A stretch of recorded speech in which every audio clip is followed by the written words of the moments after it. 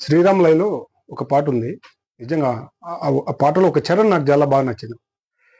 అందుకనే పేద రైతు ఎత్తినాడు కత్తులు, రాలి పడక తప్పదు భూసాములైన గాని అని రాశారు. అబ్బా, ఎంత బాగా రాశారు చరణం. అందుకే చెప్తున్నా, ఇప్పుడు నూతనంగా ఏర్పడిన గవర్నమెంట్కి నా విజ్ఞప్తి, రైతాంగాన్ని దృష్టిలో పెట్టుకొని పని చేయండి. రైతే రాజు. దేశానికి రైతు ఎన్నెముక లాంటివాడు. మన ఇంటికి తల్లి ఎంత రక్షణ కల్పిస్తుందో మనకి, అలానే దేశానికి కూడా రైతు రక్షణ కల్పిస్తాడు. అలానే దేశానికి రైతు ఒక తల్లి లాంటివాడు. కాబట్టి ఇప్పుడున్న గవర్నమెంట్ ప్లీజ్ దయచేసి మీకు అందరికీ నేను చెప్తున్నా, రైతాంగాన్ని దృష్టిలో పెట్టుకొని రైతులకు లాభసాటిగా పని చేయండి. అప్పుడే రాజ్యం అభివృద్ధి అవుతుంది, రాష్ట్రం కూడా అభివృద్ధి అవుతుంది.